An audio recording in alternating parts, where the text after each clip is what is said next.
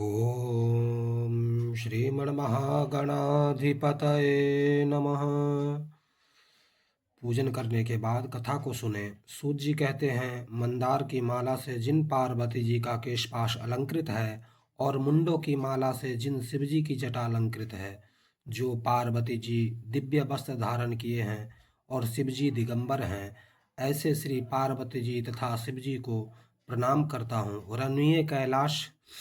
रमणीक कैलाश पर्वत के शिखर पर बैठी हुई श्री पार्वती जी कहते हैं, हे महेश्वर, हमें कोई गुप्त व्रत पूजन बताइए जो सब धर्मों में सरल हो, जिसमें परिश्रम भी कम करना पड़े लेकिन फल अधिक मिले। हे नाथ, यदि आप मुझ पर प्रसन्न हो तो विधान बताइए। हे प्रभु, किस तप व्रत या दान से आदि से मध्य और अंत रहित आप जैसे महाप्रभु हमको प्राप्त हुए हैं। शिव जी बोले, हे देवी सुनो, मैं तुमको एक व्रत जो मेरा सर्वस्व छिपाने योग्य है लेकिन तुम्हारे प्रेम में वशीभूत होकर तुम्हें बतलाता हूँ। शिव जी ने कहा, भारतवर्ष जैसे नक्षत्रों में चंद्रमा, ग्रहों में सूर्य, वर्णों में ब्राह्मण और देवताओं में विष्णु भगवान, नदियों में गंगा, पुराणों में महाभारत, वेदों में सामवेद और इंद्रियों में मन श्रेष्ठ है। सब पुराणों और वेदों का सर्वस्व जिस तरह कहा गया है, मैं तुम्हें एक प्राचीन व्रत बतलाता हूँ। एकाग्र मन से सुनो। जिस व्रत के प्रभाव से तुमने मेरा आधा आसन प्राप्त किया है, वह मैं तुमको बताऊंगा, क्योंकि तुम मेरी प्रियसी हो। भाद्रपद मास में हस्त नक्षत्र से युक्त शुक्ल पक्ष की तृतीया तिथि को उसका अनुष्ठान करने से स्त्रियां सब पापों से मुक्त हो जाती है। हे देवी, तुमने आज से बहुत दिनों पहले हिमालय पर्वत पर इस व्रत को किया था। यह वृतांत मैं तुमसे कहूँगा। पार्वती जी ने पूछा, हे नाथ, मैंने यह व्रत क्यों किया था, यह सब आपके मुख से सुनना चाहती हूँ। तब शिव जी कहते हैं, उत्तर की ओर एक बड़ा रणमीय और पर्वतों में श्रेष्ठ हिमबान नाम का एक पर्वत है। उसके आसपास तरह तरह की भूमियां हैं, तरह तरह के वृक्ष उस पर लगे हुए हैं। नाना प्रकार के पक्षी और अनेक प्रकार के पशु उस पर निवास करते हैं।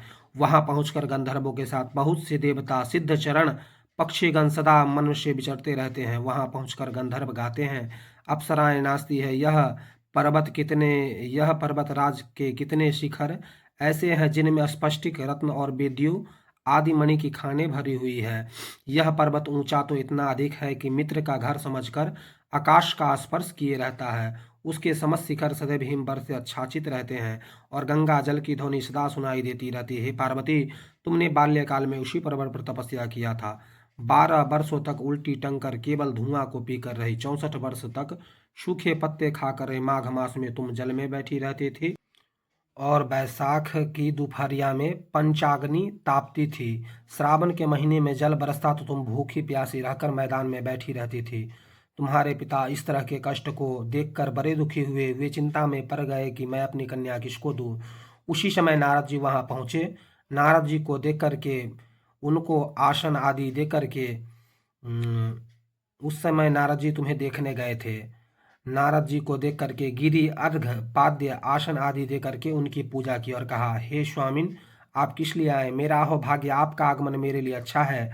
नारद जी ने कहा, हे पर्वतराज सुनो, मैं भगवान विष्णु का भेजा हुआ आपके पास आया हूँ। आपको चाहिए कि यह योग्य कन्या रत्न किसी योग्य वर को दे। भगवान विष्णु के समान योग्य वर ब्रह्मा, इंद्र, शिव इनमें से कोई नहीं है। इसलिए मैं यही कहूंगा कि आप अपनी कन्या भगवान विष्णु को ही देवे। हिमबा ने कहा, भगवान विष्णु स्वयं मेरी कन्या ले रहे हैं और आप यह संदेश लेकर आए हैं तो मैं अपनी कन्या उन्हीं को दूंगा। हिमबान की इतनी बात सुनकर मुनिराज नारद आकाश में विलीन हो गए। वे पीताम्बर, शंख, चक्र और गदाधारी भगवान विष्णु के पास पहुंचे। वहां हाथ जोड़कर नारद जी ने कहा, भगवान विष्णु से कहा, हे देव सुनिए, मैंने आपका विवाह पक्का करा दिया। उधर हिमबान ने पार्वती जी के पास जाकर कहा कि हे पुत्री, मैंने तुम्हें भगवान विष्णु को दे डाली। तब पिता की बात को सुनकर तुम बिना उत्तर दिए अपने सखी के घर चली गई। वहीं जमीन पर पड़कर बड़ी दुखी होती हुई विलाप करने लगी। तुमको इस प्रकार विलाप करती हुई देखकर सखी बोली, क्यों क्यों दुखी होती हो, इसका कारण बताओ। तुम्हारी जो कुछ इच्छा होगी उसे यथाशक्ति पूरा करने की चेष्टा करूंगी, इसमें कोई संशय नहीं है। पार्वती बोली, मेरी जो कुछ अभिलाषा है उसे प्रेम पूर्वक सुनो। मैं एकमात्र शिव जी को अपना पति बनाना चाहती हूँ, इसमें कुछ भी संशय नहीं है। इस विचार को पिताजी ने ठुकरा दिया है।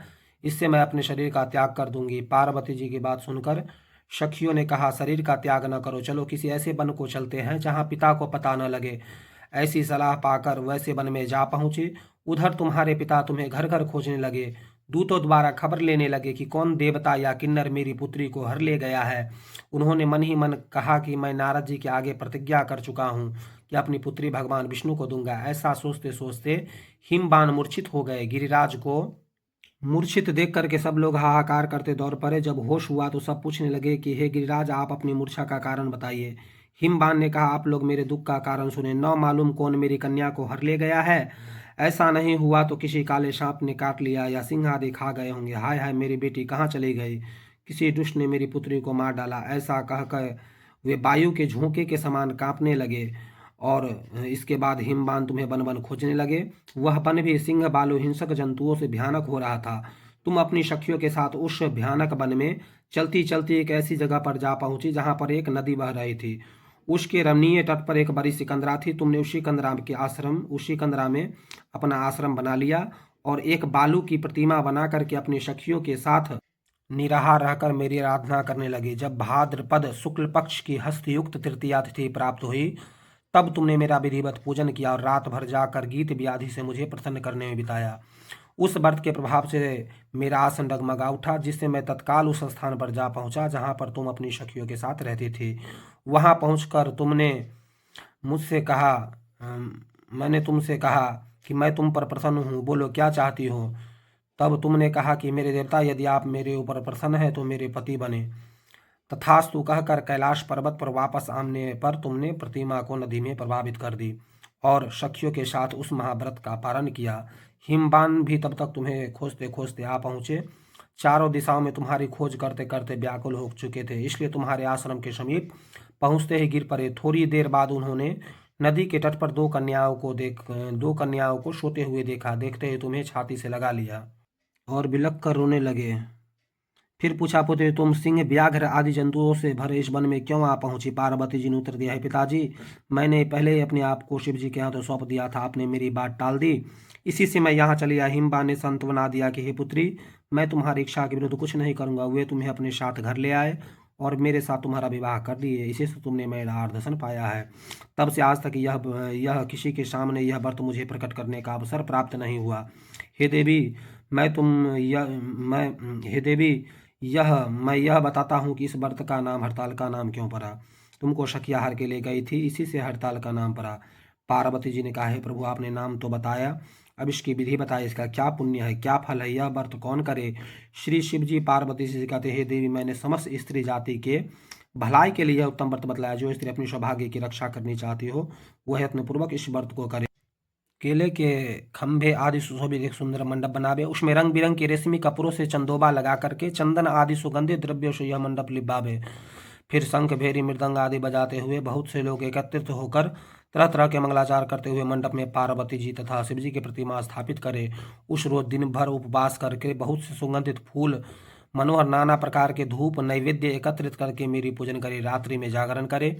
ऊपर जो वस्तुएं गिनाई गई उनके अतिरिक्त नारियल, सुपारी, जमीरी, नींबू, लौंग, अनार, नारंगी आदि जो फल प्राप्त हो सके उसे इकट्ठा कर ले। उस रीत में जो फल या फूल मिल सके उसे विशेष रूप से रखे। उसके बाद पूजन धूप दीप आदि से पूजन करे, प्रार्थना करे, हे शिवे, हे शिव रूपी, हे मंगले सब अर्थों को देने वाली देवी, हे शिव रूपी आपको नमस्कार है, हे शिव रूपी आपको सदा के लिए नमस्कार है, हे ब्रह्म रूपनी आपको नमस्कार है, हे जगतधात्री आपको नमस्कार है, हे सिंहवाहिनी संसार के भयभीत मुझ दीन की रक्षा कर। इस कामना की पूर्ति के लिए मैंने आपकी पूजा किया है। हे पार्वती, मुझे राज्य और सौभाग्य दे, मुझ पर प्रसन्न हुए।